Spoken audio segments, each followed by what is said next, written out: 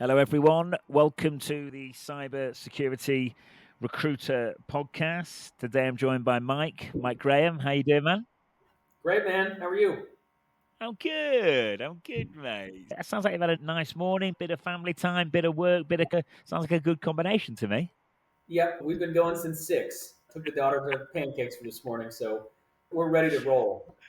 Yeah, it's funny. It's funny with all the different time zones. So I only recruit I do a little bit outside, but only really recruit in the US. But I'm in Dubai at the minute. So this morning when I woke up, I was on the phone to a candidate in Texas who's at final interview with us. So it was like 9 a.m. for me, but it was like late in the evening for him. Yeah. I still can't quite get my head around it. So I'm 6 in the evening now, and you're on your morning. So we're not too far apart. But yeah, you've got to. I'm closer to my weekend, but I'm also closer Yeah. to my Monday morning, Mike.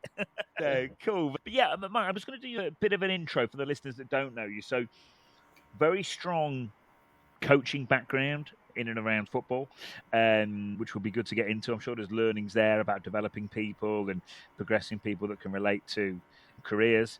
And then moved on to be a senior technical recruiter at Anchor Point Technologies. You were there for around 4 years. That's right. And you are currently at Ryan Consulting Group, been there for over 5 years, and you're a technical recruiter there. Ryan, welcome to the show, my friend. Thank you, sir. It's great to be on with you. Yeah, no, likewise. Listen, I'm looking forward to getting into it. Whenever I have another recruiter on, and we've had a few recruiters on now, I think current market conditions, a lot going on, layoffs, some people are hiring, some people aren't, some people are doing great, some people aren't. AI, I think there's a lot of people out there are like, what should I do? What are you seeing? What's going on? What's the best thing to do to future-proof myself for the next 6, 12, 18 months? So I feel like more now than ever, there's a lot of guys and girls out there that are interested to hear two recruiters chatting away. But I know I've done you a bit of an intro, but I'll start where I always start, Mike, which is, who are you, mate? What do you get up to? And what's a day in the life like of Mike at the minute? First of all, thanks for having me on. I'm thrilled to do this with you. This is this first podcast anyway. I listen to a lot of them that's usually sports related, but this is the first one where someone wanted me to be on one. As far as recruiting is concerned, I go back about 9-10 years ago. I was a teacher and I was done with teaching. I mean, I had one of those kind of epiphany moments. I'm sitting in my classroom, all the students had left, and I just look around the room and I go, I don't want to do this anymore. I just knew it deep down in my bones. Like, I do not want to spend the next 25 years of my life doing this job. I had this tough come to Jesus kind of moment. And so I reached out to a friend who she had also been a teacher and gotten out. And she was she described it as consulting. I reach out to her and I go, this is where I'm at. I'm just looking for ideas. And family members sent my resume around to people they knew, and financial stuff that never came about. My dad was an accountant. He tried to point me in certain directions. That didn't pan out. Mortgage guy who we knew interviewed me, but it wasn't going to go anywhere. And then she suggested, have you ever thought about recruiting? And I said, is that like headhunting or sales? I don't know if I want to do that. And she had the same kind of conversation with me that 9 years later, this is what I have with everybody now. You're trying to figure out what's going to drive that person. What do you really want? And what I really wanted was, I want to get compensated for hustling, for putting more time and more effort. Because as a teacher, and I don't know what it's like in the UK to be a teacher, but in the United States, as long as you keep going, you make a little bit more money every year based on seniority. You don't necessarily get it because you get better. And if you do a kick-ass job, you don't see more money for that. It's not like there's bonuses and commissions and stuff. And I guess I'm entrepreneurial in that sense. I'm motivated in that way. And so she points me in the direction of Anchor Point. She'd worked there for a short time, had a good relationship with the owner. And my first child is going to be born in 7 or 8 months at that point. I'm going to be a dad. I'm married. I got responsibilities. Let's get to it. And so Julie Kennedy at Anchor Point Technology Resources gave me an opportunity with no IT experience at all.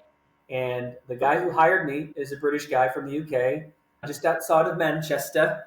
His name's Chris Pash, great bloke. He has 3 daughters. I was going to have my oldest is a girl. I think he just saw a little of himself in me, and so he gave me a shot. And it was strictly engineering recruiting. So I was learning about civil engineering, just different kinds of engineering. He was an engineer. That's where he went to school for in the UK. So we did that for a couple months. He left for a sales opportunity at another company, and then I went straight to IT, and that's what I've done ever since. And I'd like to think that I'm good at adapting and adjusting. That's what I'm good at. And the other part of the job that I really love most is I like to think that I'm an investigator or a detective.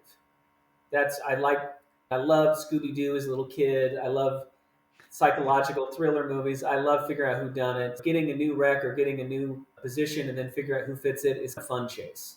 Yeah. So that's what I got into. And the first year or two were hard because I really didn't know anything, but learned some valuable lessons about the importance of just getting on the phone and starting to talk to people. You don't need to know what you're doing. It's okay to mess it up. And I learn best when I get my hands on something, mess it up, and then put it back together. And then I figure out what not to do, and that's really valuable. And I think that's whether it's recruiting or anything else, learning what not to do is just as important as learning what to do. And not long after struggling, I had my best year in 2018, led the company in gross margin, made President's Club, got a trip to Mexico, all that stuff. And then by the next year, I think I'd grown as far as I was going to there, and then got the opportunity at Ryan and been at Ryan ever since. And here I've had a chance to be very autonomous, which is nice. Yeah, cool. Yeah, no, brilliant. First of all, mate, great British accent, by the way. That was almost perfect, mate. I'm very impressed. I'm not going to overdo it. I don't want to be disrespectful, but I had to at least do it once because sitting next to him in the bullpen, hearing him on the phone, I developed the cadence for a British accent, so I thought it was pretty good. Yeah, no, I can tell, mate. I can tell. It's good. There's loads to get into there. There's loads that's relatable to lots of different types of careers and stuff like that. You mentioned one thing you're good at is being adaptable, being able to adapt and being able to adjust. And I think for you, Mike, for me, for everyone listening, I think that skill set is going to be absolutely paramount, like over the next 4, 5, 6 years. I think we're going to see a lot of change. I think there's going to be a lot happening. And I think people that can adapt and adjust, I think are going to do really well. Is there any reason that you're good at that, or is it just something you've always been good at? Or I've thought about that, and I'm the youngest of 3. I have 2 older sisters. And I think when you're the youngest, the world is happening around you, but you don't have a lot of control over it because everyone else is telling you what to do. And so you have to learn to look around and figure out what's next, what's going on, and then adapt and adjust to it. My wife was the oldest. She was the oldest of a couple girls. And so she's used to looking after people and telling others what to do. So she has kind of the opposite skill set. You see this with development a lot. You see this in cyber a lot. There are people who are really good at establishing a routine, establishing a discipline, a pace. They are really good when they can set the pace and set the schedule, and they do this, and then they do this, and this. I can't be that guy. That's not my strength. I'm more of, okay, today's a little different from yesterday. This is what's important today. That's not going to be the same. And especially as a recruiter, it's never the same thing every day. The same thing is not important every day. You got to adjust really quickly. In the agile world, the software world, oh my God, if you're not ready to pivot fast, you're going to get left behind. So I think it's, like you said, it's being able to adapt and adjust but I just think that's my personality. yeah, it's interesting though. So it's probably been etched in your mind or embedded in your mind from a very young age because of the way things were within your family, which would make sense. I was reading a book once that was saying like between the ages of born and 7 years old, apparently so much of the way our mindset is and the way we are and the stuff like that, apparently it's pretty much all set before the age of 7. So that would make a lot of sense, mate. And having young kids, it sounds like you have until about 4 or 5 to really get them to be good human beings. And then after that, you're either just rolling with it or you're fighting against the stuff that you didn't fix earlier. So it's okay, that's good to know when they're 5. I wish I would have known that when they were born, but yeah, I totally agree with that. Cool. Yeah, no, cool.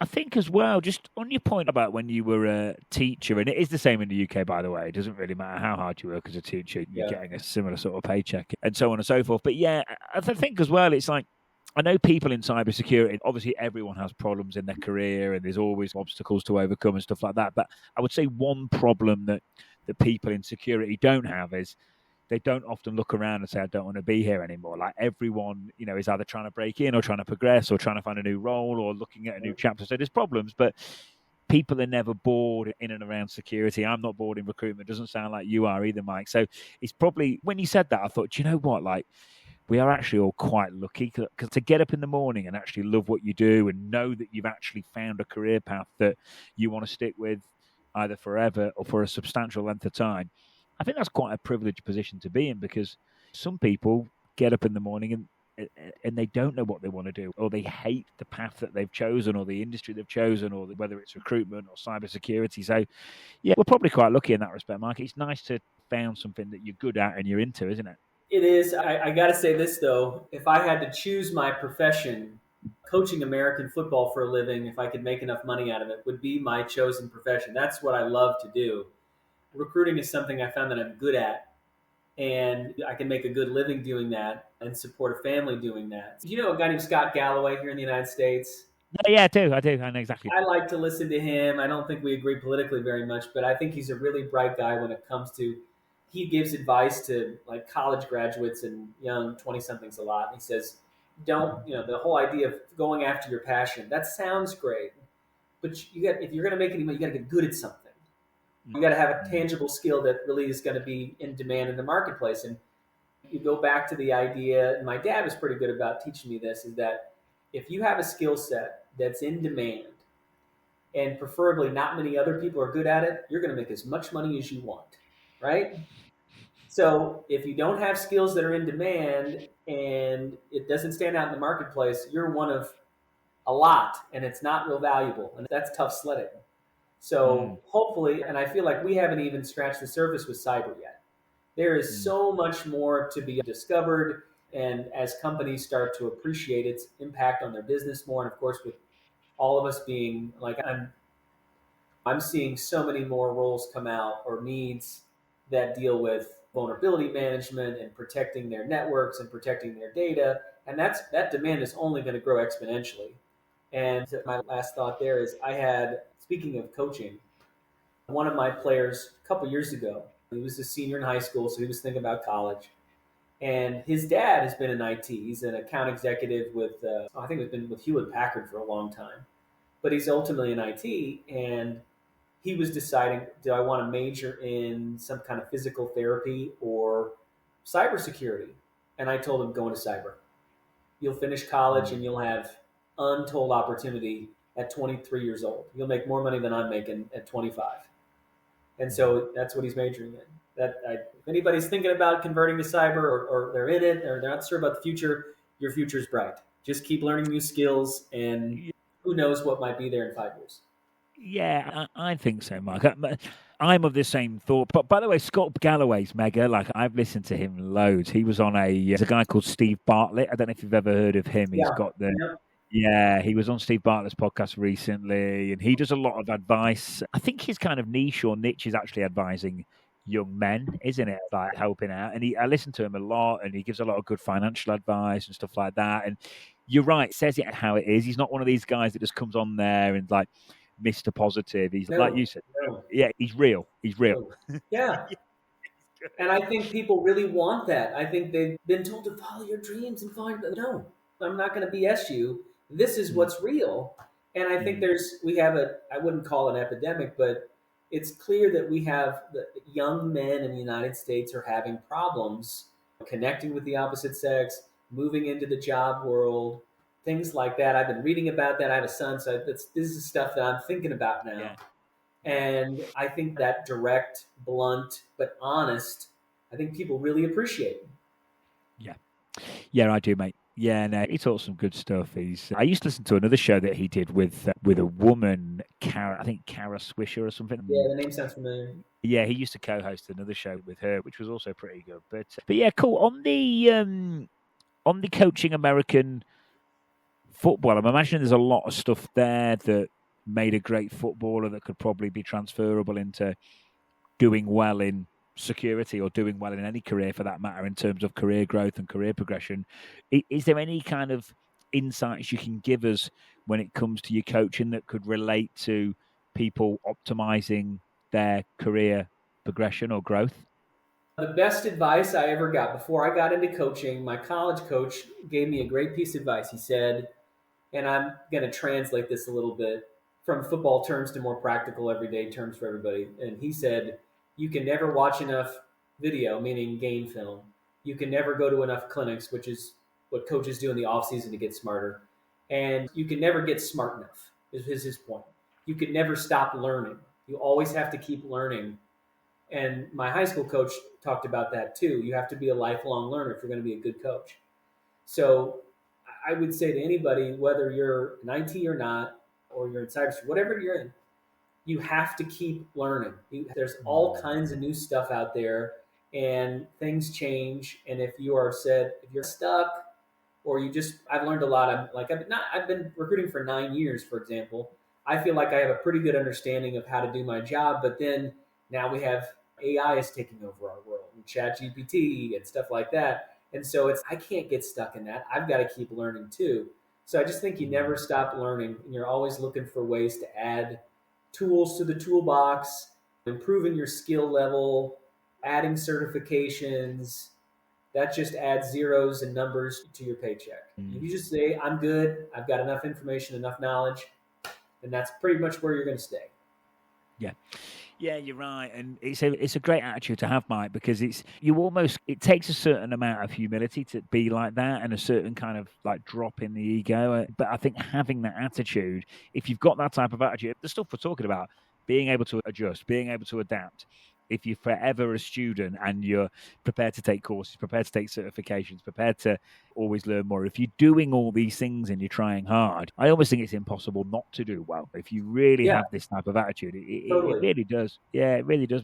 I remember I've mentioned this before on the pod, but I did this recruitment like accelerator course, and it really was a case of dropping the ego, because a bit like yourself, it's very easy to say, do you know what, I've been doing this for ages, I know what I'm doing, I don't need anyone, and it's the worst thing you can do. But I went on this course, and they literally stripped back everything I was doing. It was like you couldn't go in there with an ego. They were very straight talking, no faffing around, and at the time I was feeling a bit uncomfortable, but it really did help. Looking back now, that was like 2 years ago, and it really did help. So I think, yeah, to your point, like for people listening, like, no one ever knows it all. The best people in the world, whether it's in sport, whether it's in business, have a coach and are really coachable. So that kind of says it all, the fact that the best people in the world have still got coaches. And picking up on that, what would you say the biggest takeaway 2 years ago, what you learned, and what are you still utilizing it now? Yeah, I would say the biggest takeaway was just, it was around recruitment. So just looking at new ways to do things. I grew up in an agency era where it was very much kind of 200 dials a day, and I thought the only way to win business was by smashing the phone, and used to annoy everyone, and I thought that was part of it. I thought I've got to annoy some people to get what I want, and then they showed me different ways to form relationships, the podcast being one of them, which we started 2 years ago. We've done an episode every week for 2 years. That was a massive learning. Video outreach was another one. So they really just showed me different ways to meet people, build relationships, enhance my network. So I would say the biggest learning in that was, again, probably just being shut off. I'd used the phone for years and it had worked, so probably could have easily gone. My preference is always to be on the phone. For me, the phone's still massively important. I've probably just moved it a little bit further down the funnel. Like I used to start off with it cold and go straight in with it, whereas now it'll be maybe some interaction on LinkedIn or maybe some of it, and then the phone will come in. So I've probably just moved it a bit, not removed it, just moved it down the funnel. But yeah, that's probably my biggest takeaway. Is just new ways of doing things, Mike. Yeah, I think just finding new ways to do your job, finding better ways to do your job, and just if you think of it in terms of when you first learn to do the job, it's like learning how to fish. I cast and I catch one fish. And then you learn, man, I can catch a hell of a lot more of these if I cast a bigger net. And so I think that's what you're describing. I can hit the phones and I can send messages out, but man, I can now reach 10, 20 times as many people doing something like this as opposed to what I was doing before. So and I think it's the same way with recruiting. You have a certain understanding of the job rec requires this skill, and I'm looking for those things in bullet points on a resume. And then you start learning, all right, that company does that, or that company does that, or when someone's been doing that job in that industry for 5 years, they're getting tired of it. So that's someone who's going to want to talk to me. You just start figuring out a much bigger picture and how everything fits. Yeah, you do. You know what you said before about when you get a new search and you're working out who's the best fit? I love our legacy clients and our existing clients because they keep the lights on and they pay the bills every month, and that's great. But there's nothing better than getting a new search. It's a Yes. feeling. Yes. It's a nice feeling. Yeah, I don't know. I think it just revitalizes you and re-energizes you again, doesn't it? It's a new hunt. Yeah. I'm not going to say it's a new kill because that sounds really bad, but it's a new client. You discovered a new territory. It's the same winning the first game in a new job. There's like when you get a new client, new job, and you feel something new, that is exciting, man. That is a nice accomplishment.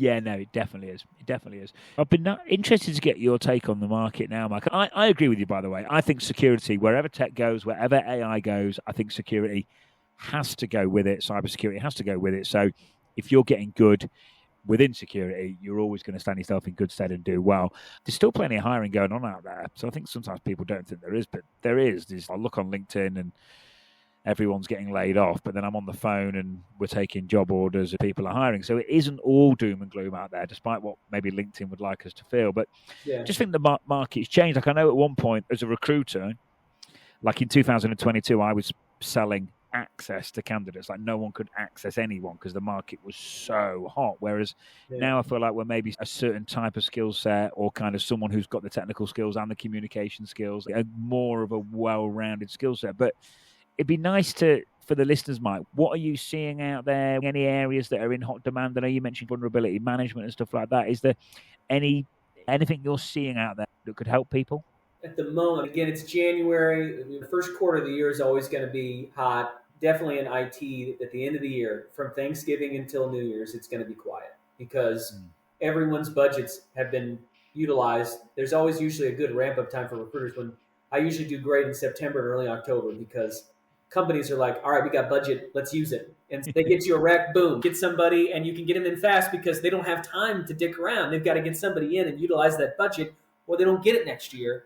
And so it gets quiet until the new year. And then here, a couple weeks into it, now they know what their budget is. They know and I think last year being an election year really complicated that, especially in my world, in the federal world. I think until they knew who the president was going to be and what administration was going to take over and what their priorities were, it was hard. Last year was it was my hardest year of my career with some of the clients we had. And I think that had to have been a part of it. But as far as demand goes, let's deal with the elephant in the room. AI. I'm learning about it. Like by no means am I an expert. I would say I am a novice. I feel the same way about it as I did in IT in 2016 when I was starting this job. So there's a lot to learn, which means there's a hell of a lot of opportunity that goes with it if you are willing to learn and get smarter at it. Here's a good thing for everyone to think about or try. Look at your job right now and you think of your skill set right now. Could my job or my skill set be automated at some point in the next 5 or 10 years? Could technology take over my job? And as a recruiter, to me, there's a people part of the business that no software can ever replace. How you make a client feel, the ability to talk to somebody and talk them through a huge decision in their life, software cannot do that. So I would say no, my skill set is probably going to be in demand for as long as I want to do it. But some parts of my job will probably get automated. So I better start having skills that can't be replaced or taken out by the robots, right, that are going to take over the world. So I think everybody should take a hard look at what you do and go, am I going to be obsolete in 10 years? Or am I going to be obsolete in 5 years? Which is, again, that's a hard question to ask. That's a tough one to ask yourself. But I think it's a good little exercise. And then go, okay, what do I really like doing? Or maybe more importantly, what am I good at? And so one thing I've noticed when I talk to people who are in cyber kind of stuff, cyber information security tends to be either kind of an aggressive attacking posture or it's a defensive or you're protecting. I'd have to ask people, and this is how I feel about myself, I'm a protector. I'm not going to go out and be crazy and start fights. But man, if you come after my kids, I'm going to attack them. I'm going to be a Papa Bear. I would be better at a defensive posture. I'm a protector. If you're an aggressive mindset and you're going after stuff, then maybe you would be a red team person. Maybe you would pen test. Maybe you would that would something you would be. But if you like the idea of being a company's network and data protector, wow, there are malicious actors out there, whether they're in China or wherever, and they're going to use. I was watching a Bill Maher show, and he talks about how that's not Bitcoin, but like crypto is the scary dark money world now, and that's where the malicious actors go and get when they attack somebody's data. That's where they get compensated for stuff like that. And there's going to be more bad actors as they figure out more ways to break into people's and companies' data. The more need for you to defend it and protect it. But as in terms of the marketplace, I think it's early enough where I'm certainly seeing it. I've been more in the infrastructure world for the last 4 or 5 years, but I think there's never going to be a shortage or need for good development. If you're a good business analyst, you can talk to technical people, you can talk to non-technical people. That's never going to go out of style. But what you develop might change. If you're like a great Java developer 4 or 5 years ago could make as much money as they want, now it's moved into Python or it's moved into other languages, especially if you're in InfoSec or cyber world, knowing Python or knowing how to automate and script stuff that's a valuable skill because everything is going to get automated because that's cheaper. So yeah, that's my take on what I'm seeing. But to be fair, I'm stuck in kind of the federal government DoD world more than anything else. Yeah, no, it's cool, Mike. People always say to me, what you're seeing, is it busy, is it quiet? But we're such a small agency, it's so easy for us to get busy. So sometimes people can ring me and go, God, listen, it's absolutely red hot. But it might not actually be that hot, but because we're small, it's easy to get busy. But yeah, I think listening to you speak there, I've got this theory that like the communication piece is going to go up and up in value. It's like what you're saying about being a recruiter. There will be certain tasks of our job now. Like I've got this vision that we just come in, get up in the morning, Mike, and we just come in and all we have to do is talk. Like all we have to do is do what we're doing now, which is actually recruit and influence. And if the opportunity is right for someone, make sure they're fully aware that it is. And that's where all the value is in being a recruiter. So I can imagine this world where that's like heavily optimized, where instead of us having to work really long hours to maybe have, 8 or 9 really good conversations, we can probably just breeze in and maybe have 15 or 20 because everything around what we do is automated. And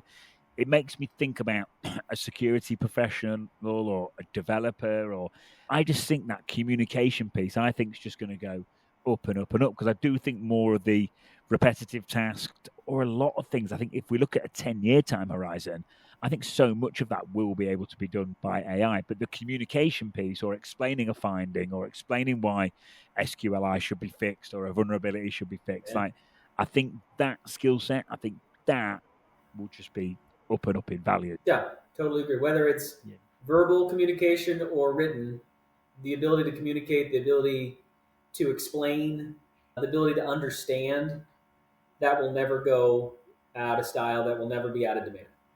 Yeah, no, I agree, mate. I agree. Your role you had before, was that agency side where you were at your previous role? Yeah, at Anchor Point, that was what I would call kind of agency recruiting, where a lot of competition, fast turnover. You got to find someone in 24 hours. You got to find 2 people in 48, and there's let's go, and it turns over really fast. So that was good because the stuff I do now is much slower. So it's much better to go and have to go fast. And to me, agency recruiting as a recruiter, IT recruiter, is kind of like dog years because the volume of your job is so fast. You really feel like you've aged 2 years in 1 year. Sometimes it feels like that. And so the good thing is you get better at your job faster because you have to do it more. Yeah. Whereas if you had a slower pace, it would take you longer to learn. So there's good and bad to that. But it was totally agency recruiting. We were a small regional firm. We were mostly in Indianapolis, where I'm at, and then in Ohio, a couple cities in Ohio. And most of the recruiting was in Indianapolis. There's a handful of companies who did a lot of IT contracting. And so you were one of maybe 15 vendors. And classic example of if you're the run of the litter, you're the last mouth of the bowl. So if a bigger company like in Indianapolis, for example, in terms of agency, there's Tech Systems, there's Pinnacle Partners, Brooksource, there's a lot of big names that are all over the country. And usually if you're bigger, you have more network, you have more ties with hiring managers, so you get the information sooner. But if you're smaller, kind of like we were, if you didn't find someone good in a couple hours or a day, you're going to have to get lucky a couple days later. But yeah, that was that environment. Yeah, it sounds interesting. So this is when you were sat next to Chris as well, the British guy. Yes, early on, yeah. Yeah. Cool. So he was like a good, because I do think mentors are important and stuff like that. And yeah, I think they're a big part of career growth. So he really Chris got you rocking and rolling as a mentor. I'll tell you, he did something with me. And again, we're veteran older recruiters, right? And so we learned how to smile and dial, how important it was to get on the phone. And he did something really valuable. He challenged me one day. He said, "You're not going to open your computer once. Okay? We're going to do one search on, I don't know if it was Monster or something, but we did a search, and I think I got 60 resumes. And he said, by the end of the day, try to have called every one of these people and don't do anything else. And you just start developing a cadence of how you talk to people. And I think it's important that when you do connect someone on the phone, you have about 20 seconds Yeah. to get to the point. And if you don't get to the point, people go, I got 18 other million things to do instead of talking to you. So they're going to hang up. So you better get to your point and why. I have a job opportunity for you. I have something. Do you have time? And most people will have a couple minutes. As busy as we all are, everybody has a couple minutes. And yes, the first couple of phone calls, I was a moron. I was fumbling through words and not sure what to do. But man, all of a sudden you start to figure some stuff out. Like I said, you screw it up and then you start learning how to fix it and you get better at it. So that was a really valuable thing for me to do is get on the phone and despite being really uncomfortable or not confident what I was doing. And here's the other kicker. The more knowledgeable and prepared you are, the more confident you're going to sound. Do your prep work before you start talking to people or before you reach out to them. And the more confident, easy it is when you talk to somebody. There's no doubt about that. So yeah, he challenged me to do that, and I'm thankful for it because it made me a better recruiter. Yeah, good. No, it's true.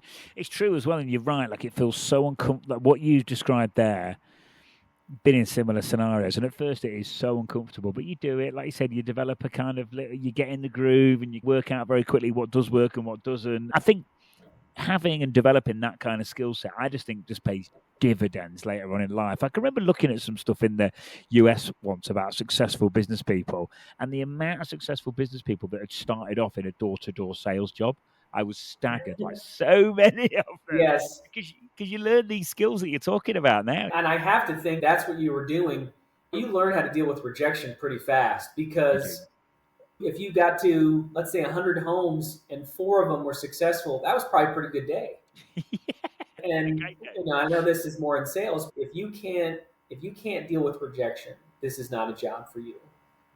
If you are uncomfortable calling people and dealing with people you don't know, this is probably not a good job for you. So you have to have. Some people call it thick skin. I just think you have to have enough confidence that what you're doing works.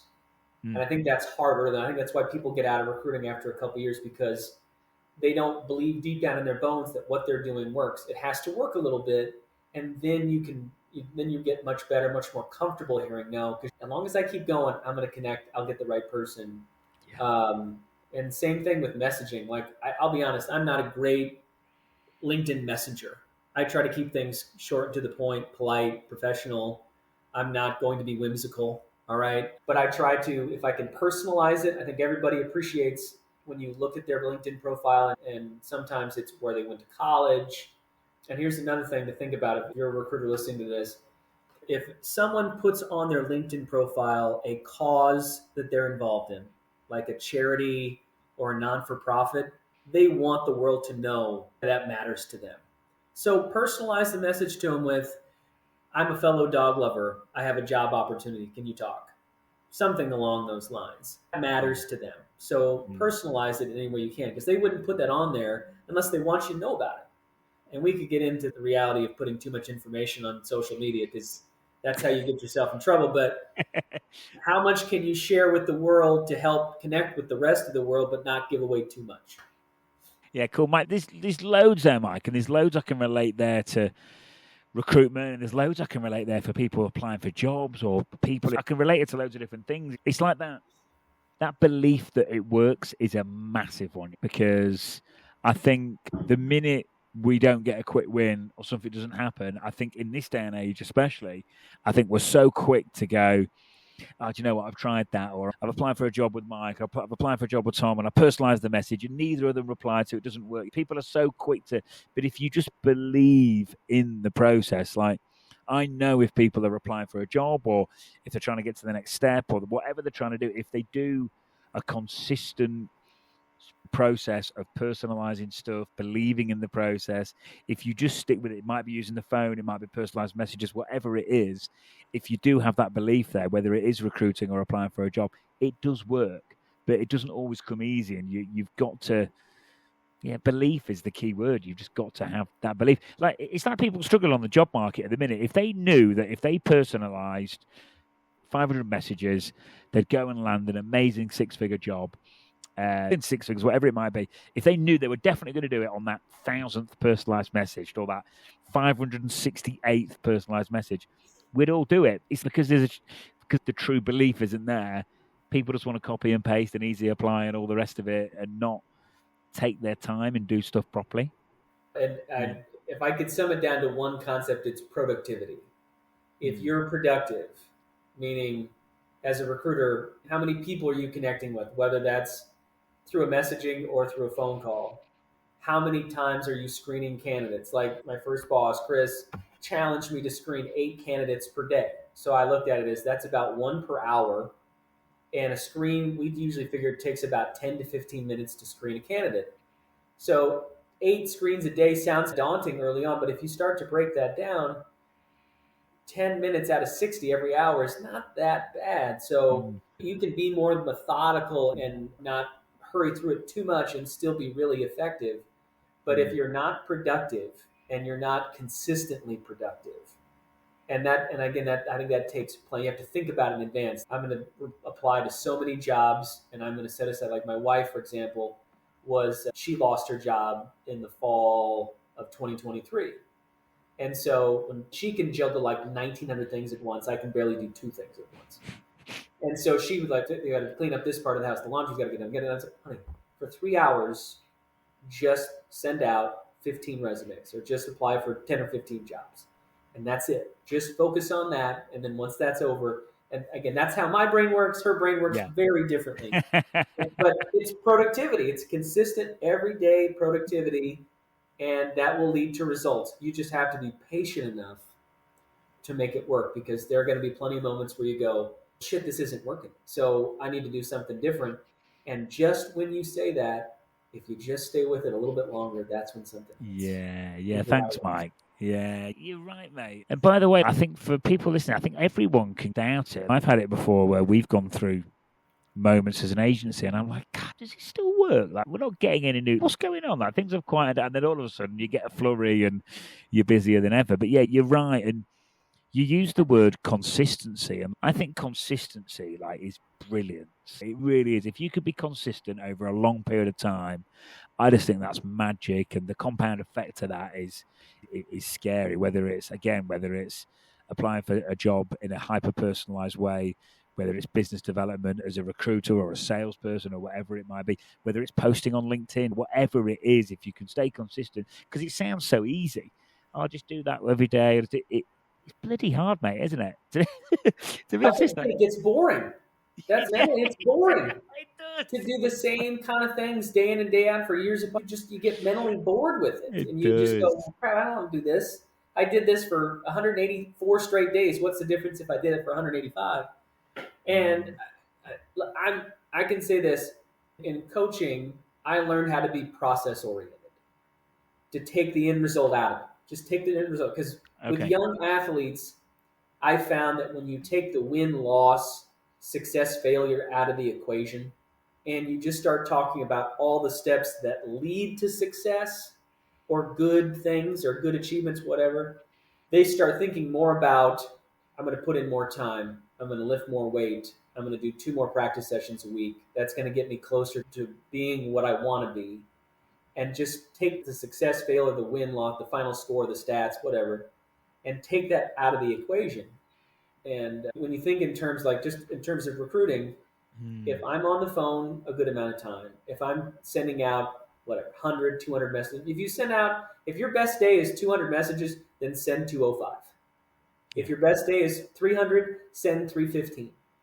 Yeah. That one more, that 10 more might be the difference between breaking into your next level, you're getting your next job or whatever.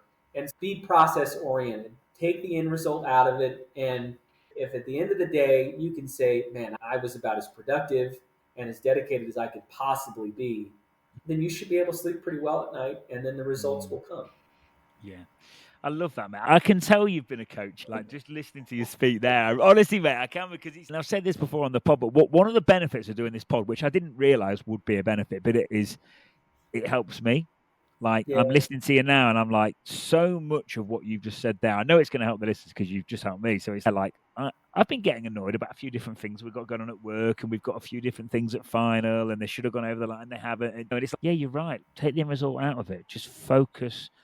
Don't even just obsess over that process, and obsessed on refining it and getting better. And yeah, like I say, 300, 315, 205. Just focus on getting a bit better at that process, and everything else will look after itself. Listen, easier said than done, but it's nice to hear you say it, mate, because you're bringing me back on track. Because you do, the minute you start focusing on the end result or what's fair and what's not fair, that's where you go off track, because it doesn't work like that. No, but let's be real. The world is a cruel and unrelenting place. It is, mate. And we can complain about it, and we can be victims, or I would rather get determined than discouraged. And that's hard, because it's easy to get discouraged. And I don't blame anybody for getting discouraged or down when you've been searching for a job for 2 or 3 months. Look, I know that's a really rough place to be. Or if you're a recruiter and you have a rec and you can't, the pace of our job is much lower than like an agency. And I spent 8 months placing a person in a job a couple years ago when COVID hit. I interviewed him before COVID started, and he waited 8 or 9 months to start because it was with a federal agency. And so we just, on a weekly basis, we had to talk. And luckily, wonderful man, really friendly, had a great upbeat personality. If he was more of a morose, negative, pessimistic person, never would have made it.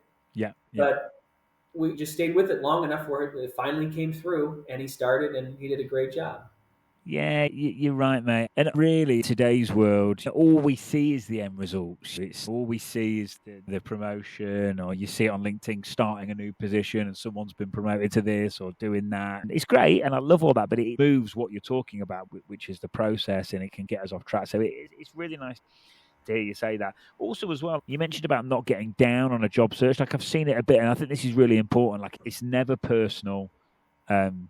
For me, if a search drops out, if we've done everything we can, it's never personal. There's no one's trying. The world's not against you. It's just these type of thing happens. And I don't know if you've seen it, but I've seen it a little bit on LinkedIn where I'll see little comments on things, and I'm like, oh God, you shouldn't have done that. Like, someone's basically getting really annoyed because they've been on the job market for too long, and it's like, oh no, that's out there now, and that's your employee brand. So just be careful. So yeah, I just like what you said there, which was, you basically said, just don't get down about it. Don't take it too personally. You know, no one's trying to upset you.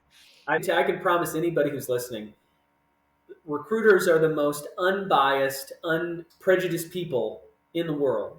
And the reason being is we want to place people in jobs to make more money. Now, that's a very simple explanation, and maybe that's not completely true, but on some level, that's what I'm motivated on. I could care less what background you're in. I could care less where you're from. I could care less what your religion is. I'm going to treat you how I'd like to be treated, just because I want to give you a good experience. And if you're the right person for the job, I want to get you into that job. So I could care less about, and unfortunately, we've probably all had clients who probably didn't think that way. And so you have to do what's right, because you have a responsibility to them, and you have a responsibility to the candidate too, to try to do the right thing. But yes, certainly there's bad actors out there and don't want to open the job to everybody. But trust me, as a recruiter, if you're good, I want to find you. I could care less where I have to find you, but I want to find you. Yeah, definitely. No, definitely. Everyone, as a recruiter, we want the best people. We want them fast, mate. Don't Yes. We don't have agendas. We don't have a bias. We just want to find the best people we can. No, definitely. But yeah, no, just another point as well, which I thought was really good, which is you mentioned about, you put that job advert on Monster. I can't remember, you said 60 or 80 resumes, and you and Chris just basically just didn't open your laptops. You rang through them all day. And you mentioned that those calls were hard, but they got a bit easier when decent amount of preparation was involved. And I think this is really relatable as well. Actually, I posted about this yesterday. Some people come on the call and they're just not prepped at all. And I think even 10 minutes, 5 minutes, if you just do 5 minutes, really intense preparation in a room on your own, I think people will be staggered about how much information they can absorb and how much they can learn about a company or a person in a short space of time. And also, you're miles ahead of everyone else. If you do 5 minutes intense, you're probably in the top 90, 95%. Right? If you're willing to search anybody's LinkedIn profile, if the person who you're interviewing with and the company's listed, you can have a link to it. You can learn as much as you want about them. It's out there. You have to be willing to look and search. And no one expects you to be an expert on them. But if you don't know anything about them, then why is it that you really want to work there other than it's a job opening and they can hire me? Then it's okay for them to question your motivation. So you should, like you said, for 5 minutes, 10 minutes, if you look and have some idea of where's this company in the grand scheme of things or what problems are they dealing with, man, I think that people on the other end of it really appreciate the time and effort you put into it. Yeah, they do. Yeah, if you go in there prepared, it's the same as, you know what it's like when you're working a job or talking to a candidate. If you even understand a reasonable amount about what they do, like candidates are like, wow, other recruiters don't do that. And it's true. You can set yourself apart really quickly. And like you said as well a minute ago, you mentioned your confidence levels are up. When you know what you're talking about, people can tell and it comes across. And I think here's an important distinction. Don't pretend to be an expert when you're not. If you're a novice, just be honest about it. I think people in, whether they're in cyber or in development or whatever field in IT, I think people like it if you appeal to their vanity. If you feel like they're a strong candidate, you praise them for having a great resume, they're happy to talk about that. They're proud of that. At the same time, I think it's important for us as recruiters to at least have some understanding of the technology we're trying to get into, at least have a basic, rudimentary conversation. Like I was lucky enough here recently, I'm looking for someone with an F5 web admin background, and I'm not really familiar with that. So I had to do some digging, and I luckily connected with a man who's been in military intelligence for 15 years, and he gave me a full breakdown on a PowerPoint. So when I talked to other candidates, I knew that it was a software platform and there were different modules, and I could understand how they interacted. So at least I'm not an idiot. When I talk to them or whatever, I can message that and have some level of competency. So yes, learn a little bit about it so that at least you can have a basic conversation, but don't be a jerk and pretend like you're an expert when you're clearly not, because people will get tired of that real quick. They will. And quite the opposite. I find if you say to people, for example, Mike, I'm going to be really honest here. I don't quite the ins and outs of what you do. Do you mind if I lean on your expertise? People love it. People love it when you say that. And like you said, it's a great way to learn, and you can learn so much from candidates. And if people are listening and they're security professionals, you can do that in your world as well. Just asking people if you mind if you tap into their years of knowledge. Like, generally speaking, if people have been doing something for a while and they've got good at it and they're passionate about it, they love that. Yes, 100%. They will absolutely tell you stuff that you want to learn. If you appeal to that, they will absolutely do it if you ask. I agree. Yeah. Definitely, mate. Cool. An outcome, hasn't it? Yes. Again, if we had a tall Guinness with us, this would go even better. So absolutely, it's going fast. Yeah, the quality of the audio might go down though when we're about 4 or 5 pints in. But there'd be better stories. It'd be more entertaining. There would. There'd be a few. There'd be all sorts of recruitment stories coming out. More, I'm sure. So yeah. But no, cool, Mike. As we come to the end here, I always like to finish up with just any book or any content out there that doesn't have to be recruitment or security related, but it can be. But anything that's helped you be a better version of yourself or helped your own self-development, any book or podcast or online content that could help listeners, mate? I would say there are two in particular that I've gotten a lot from. One, when I was 16, I read a book called How to Win Friends and Influence People by Dale Carnegie. And the stories in it are very outdated. I'm sure there's updated versions, but at the heart of it, you really learn how to put, whether it's a candidate or a client or whatever field you're in or whatever, but putting the other people's needs and wants ahead of your own, making them feel special, personalizing things just goes a long way in winning people over. letting other people save face in a bad situation, owning a mistake even if it's not your own. I think that helps engender trust and faith in other people. And so that was a great book. And then I'm a fan of an author named James Clear, who wrote Atomic Habits. And just the importance of just little, like I talk about, consistency and productivity. And it's amazing how if you're willing to do something for 5 minutes, that's so much better than just not doing it at all. Yeah. So he sends out a newsletter in my email every couple of days, and there's always something valuable, some story or some idea that I'm like, yeah, that I need to utilize that. That's so those are the two that have helped me a lot. Yeah, mate, they're both phenomenal books. The How to Win Friends and Influence People. What I did is I underlined certain words in that so I could I got to the point where I could reread it in about 20, 30 minutes because I'd just highlighted all my favorite bits.